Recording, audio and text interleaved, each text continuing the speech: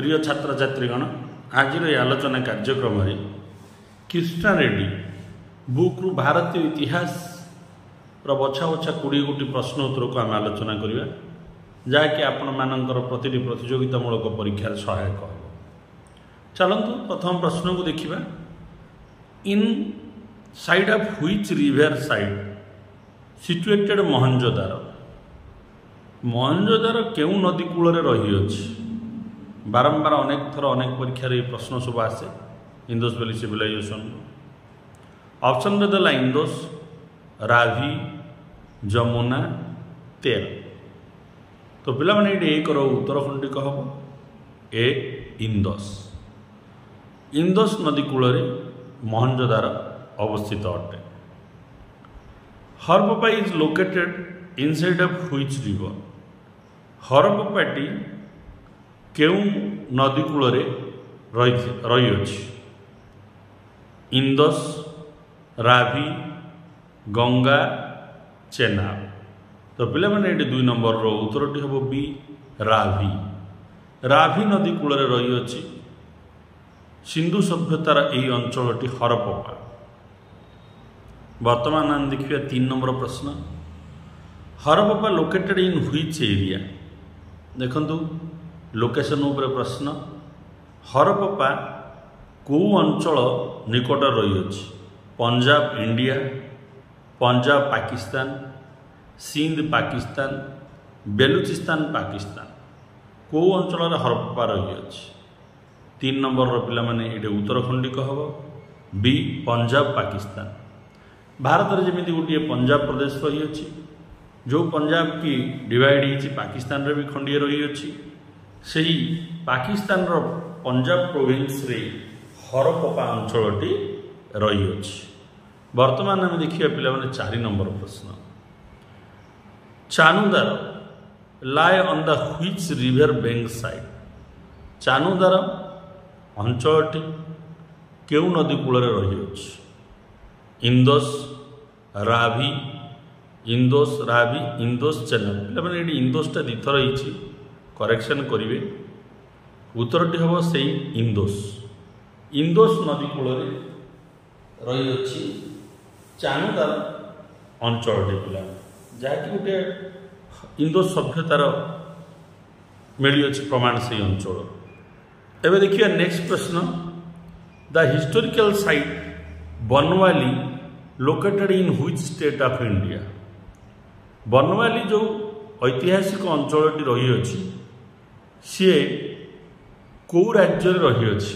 Bharat, Odisha, Jammu and Kashmir, Madhya Pradesh, Haryana. बहुत थर बहुत परीक्षा ये प्रश्नटी को आपण मैंने देखिए प्रिय छात्र छात्रीगण निज प्रस्तुति पर्व बारंबार आसे प्रश्नटी को मन रखिथे। बनवाली अंचलटी भारतर क्यों राज्य रही अछि। 5 नंबर रो उत्तरटी हम पिला माने डी हरियाणा। हरियाणा रे रही अछि यही बनवाली अंचल जोटा कि इंदो सभ्यतार गोटे अंचल। तापर आम देखिए नेक्स्ट 6 नंबर प्रश्न। Kalibangan the historical site situated inside of which river. Kalibangan गोटे ऐतिहासिक स्थान को नदी कूल रे रही अछि। इंदोस, घागर, गंगा, चेनाब। तो पिला माने ये 6 नंबर रो उत्तरटी हम बी घागर नदी कूल। कालीबांगन अंचलटी घागर नदी कूल रही अछि। तापर आम देखिए नेक्स्ट 7 नंबर प्रश्न। Kalibangan is historical site located in which state of India. Kalibangan ऐतिहासिक स्थानटी भारतर कौ राज्य रही अछि। राजस्थान, जम्मू एंड काश्मीर, मध्य प्रदेश, हरियाणा। तो पिला माने ये 7 नंबर रो उत्तरटी हम ए राजस्थान। वर्तमान जो राजस्थान रही अछि से राजस्थान रे रही अछि यही इंदोस वैली सभ्यतार अंचल कालीबांगन जोटू कि हमको ब्लैक बेंगल मिली अछि। 7 रो उत्तरटी है ए। वर्तमान आम देखिए 8 नंबर प्रश्न। Which of the following site located inside of bank Saraswati. निम्न दी हरप्पा, लोथाल, बनवाली, अम्री ये चारि गोटी स्थान कौ स्थानटी सरस्वती नदी कूल रही आमको प्रमाण मिलूँ। तो पे 8 नंबर उत्तरटी हम सी बनवाली। बनवाली अंचलटी सरस्वती नदी कूल रही प्रमाण आमको मिलूँ। वर्तमान आम देखिए 9 number Surkotada the Indus site located in which state of India. जो सुर्कताड़ा ये गोटे सिंधु सभ्यतार अंचल भारतर कौ राज्य रही अछि? पंजाब, गुजरात, ओडिशा, राजस्थान। 9 नंबर पिला माने ये उत्तरटी हम बी गुजरात। गुजरात प्राय 3टी साइट मिली पिला मन रखिए। गुजरात अंचल मिली सुर्कताड़ा इंडस वैली सभ्यतार अंचल। तापर आम देखिए नेक्स्ट प्रश्न 10 नंबर प्रश्न Dholavira the Indus site located in which state of India. Dholavira हूँ गोटे सिंधु सभ्यतार अंचल भारतर कौ राज्य रही अछि? गुजरात, मध्य प्रदेश, जम्मू एंड काश्मीर, बिहार। तो पिला माने ये 10 नंबर उत्तरटी हम ए गुजरात। गुजरात रे जमी सुर्कताड़ा अंचल भी रही अछि सेमती धोलावीरा अंचलटी रही अछि। तापर वर्तमान देखिए 11 नंबर प्रश्न 11 नंबर प्रश्न the name of India derived from which name. भारतर नाटा कौ नारू आसी? इंद, हिंदू, इंदस, सिंधु। तो पिला माने 11 नंबर उत्तरटी हम सी इंदस। इंदस नाम इंडिया हुई अछि। वर्तमान देखिए 12 नंबर प्रश्न 12 नंबर प्रश्न what is the meaning of Sindhu. Sindhu शब्दर अर्थ कौन? A river, a huge sheet of water, a desert, a grassland. तो पिला माने 12 नंबर उत्तरटी हम B a huge sheet of water. बहुल मात्रा रे जोटू जल बही जाउथाय ताकू कहा जाए सिंधु। सिंधु शब्दर अर्थ 12 उत्तरटी है बी। वर्तमान आम देखिए 13 नंबर प्रश्न in which century Darius first the Persian emperor conquered the country around the Indus. केउं शताब्दी रे डायरू फास्ट पर्शियार सम्राट जी कि इंडोस चारिपटे थिबा सब अंचल को अधिकार करथिले सेटा कौ सेंचुरी रे? 218 BC, 318 BC, 418 BC, 518 BC। तो पिला माने 13 नंबर उत्तरटी हम डी 518 BC। 518 ख्रीष्टपूर्व पर्शियार सम्राट डारियस फास्ट सिंधु चारिपटर अंचल को अधिकार करथिले। एबे देखिए नेक्स्ट प्रश्न 14 नंबर प्रश्न which is the first phase of urbanization of Harappan civilization. निम्न देछि देखंतु पिला माने हरप्पा, मोहनजोदारो, लोथाल, अलापाय सब गुड़िक ए भितर कोटा प्रथम फेज अर्बन माने सहर सभ्यता हरप्पा सभ्यता रे देखा देइतिला। तो पिला माने एडे उत्तरटी हम 14 डी अलापाय। ये सब गुड़िक हरप्पा गोटे सहर थिला, मोहनजोदारो भी गोटे सहर थिला, लोथाल भी सहर थिला। लोथाल आर्टिफिशियल बंदर भी मिलता, मोहनजोदारो ग्रेट ग्रेनेरी भी मिलता। ये सब मन रखिए पिला। 14 नंबर उत्तरटा है डी। वर्तमान आम देखिए 15 नंबर प्रश्न Gumla the Indus site located inside of which river. Gumla हूँ गोटे सिंधु उपत्यकार अंचल सी कौ नदी कूल रही अछि? रावी, चेनाब, इंदस, सुतलेज।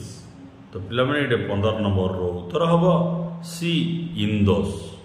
इंदस नदी कूल रही अछि हरप्पा बा इंदस सभ्यतार गोटे अंचल गुमला जोठू कि सभ्यता विषय आमको किसी प्रमाण मिलूँ। ଏବେ ଦେଖିବା ନେକ୍स्ट ପ୍ରଶ୍ନ 16 ପ୍ରଶ୍ନ କ'ଣ ଅଛି 16 ରେ Kalibangan is a city of which type of shape ଉପରେ ପ୍ରଶ୍ନଟି ହେଲା। ଆକାର ଉପରେ କାଲିବାଙ୍ଗନ ଗୋଟିଏ ସିନ୍ଧୁ ସଭ୍ୟତାର ଅଞ୍ଚଳ, କେଉଁ ପ୍ରକାର ସେଇଟା ସିଟି ଥିଲା, ସହର ଥିଲା? Rectangular, circle, square, cylindrical. ତ 16ର ପିଲାମାନେ ଉତ୍ତରଟି ହେଉଛି ଏ ରେକ୍ଟାଙ୍ଗୁଲାର। ରେକ୍ଟାଙ୍ଗୁଲାର ଥିଲା ତାର ସେପ୍ଟା, ଆକାରଟା କାଲିବାଙ୍ଗନର। 16ର ଉତ୍ତର ହେଉଛି ଏ। ବର୍ତ୍ତମାନ ଆମେ ଦେଖିବା 17 ନମ୍ବର ପ୍ରଶ୍ନ। ହୁ ଫାଷ୍ଟ ଏଷ୍ଟିମେଟେଡ୍ ଦ ମହେଞ୍ଜୋଦାର? ପ୍ରଥମେ କିଏ ମହେଞ୍ଜୋଦାରକୁ ଏଷ୍ଟିମେଟ୍ କରିଥିଲେ, ମାନେ ତାର ପୁଙ୍ଖାନୁପୁଙ୍ଖ ଆଲୋଚନା କରିଥିଲେ ବା ତାକୁ ଗୋଟିଏ ବିବରଣୀ କ୍ରମରେ ସଜାଇବା ପାଇଁ ଚେଷ୍ଟା କରିଥିଲେ? Piggott, Wheeler, sir John Marshall, R D. Banerjee. ତ ପିଲାମାନେ ଏଠି 17 ନମ୍ବରର ଉତ୍ତରଟି ହେବ sir John Marshall, British officer ଯିଏକି ଫାଷ୍ଟ ଟାଇମ୍ ମହେଞ୍ଜୋଦାରକୁ ଏଷ୍ଟିମେଟ୍ କରିଥିଲେ। 17ର ଉତ୍ତର ହେଲା ସି। ବହୁତ ଗୁରୁତ୍ୱପୂର୍ଣ୍ଣ ଉତ୍ତରଟିଏ, ମନେ ରଖିଥିବେ। ବର୍ତ୍ତମାନ ଦେଖିବା ଆମେ 18 ନମ୍ବର ପ୍ରଶ୍ନ। From which city Mesopotamia discovered the Indus seal? ମେସୋପୋଟାମିଆର କେଉଁ ସହରରୁ ଇନ୍ଦୋସ୍ ସଭ୍ୟତାର ସିଲ୍ ମିଳିଅଛି? ବାବିଲୋନ, ଆକାଡ, ଉରୁକ୍, ଉର୍। ତ ପିଲାମାନେ 18 ନମ୍ବରର ଉତ୍ତରଟି ଏଇଟା ହେବ ଡି ଉର୍। ମେସୋପୋଟାମିଆ ସଭ୍ୟତାରେ ଉର୍ ହେଉଛି ଗୋଟେ ପ୍ରସିଦ୍ଧ ସହର, ଯେଉଁଠୁ କି ଇନ୍ଦୋସ୍ ସିଲ୍ ଡିସ୍କଭର ହୋଇଅଛି। 18ର ଉତ୍ତର ହେଲା ଡି। ବର୍ତ୍ତମାନ ଆମେ ଦେଖିବା 19 ନମ୍ବର ପ୍ରଶ୍ନ। Who suggested the dating of Harappan culture to between 2000 and 1500 BC? ଏହିପରି ପ୍ରଶ୍ନ ପଚାରୁଛି ପିଲାମାନେ। ଯେଉଁ 4-5 ଜଣ ଟାଇମ୍ ପିରିୟଡ଼ଟା ହରପ୍ପାର କହିଛନ୍ତି ମନେ ରଖିଥିବେ, କେଉଁଟା ବି ପ୍ରଶ୍ନ ହୋଇପାରେ। କିଏ ହରପ୍ପାର ସମୟଟିକୁ 2000ରୁ 1500 ଖ୍ରୀଷ୍ଟପୂର୍ବ ମଧ୍ୟରେ ବୋଲି କହିଛନ୍ତି? ପିଗଟ୍, ୱାଲ୍ଟର, ଫାଇଟସେଲ୍, ଜନ୍ ମାର୍ଶାଲ, ଆର୍.ଡି. ବାନାର୍ଜୀ। ତ ପିଲାମାନେ 19 ନମ୍ବରର ଉତ୍ତର ହେଉଛି ବି ୱାଲ୍ଟର ଫେଇର୍ ସର୍ଭିସ୍। ୱାଲ୍ଟର ଫେଇର୍ ସର୍ଭିସ୍ ଯିଏକି ସଜେଷ୍ଟ କରିଛନ୍ତି ଯେ ହରପ୍ପା ସଭ୍ୟତାଟି, ହରପ୍ପା ସଂସ୍କୃତିଟି ପ୍ରାୟତଃ 2000ରୁ 1500 ଖ୍ରୀଷ୍ଟପୂର୍ବ ମଧ୍ୟର ସଭ୍ୟତା ବୋଲି ସେ ମତ ରଖିଛନ୍ତି। ତାପରେ ଆମେ ଦେଖିବା ପିଲାମାନେ ନେକ୍ସଟ 20 ନମ୍ବର ପ୍ରଶ୍ନ, ଶେଷ ପ୍ରଶ୍ନ। Who said the Harappan civilisation between 2300 to 1750 BC? କିଏ କହିଛନ୍ତି ହରପ୍ପା ସଭ୍ୟତାଟି ପ୍ରାୟତଃ 2300 ଠୁ 1750 ଖ୍ରୀଷ୍ଟପୂର୍ବ ମଧ୍ୟର ବୋଲି? Walter Fairservis, Wheeler, sir John Marshall, D P. Agarwal.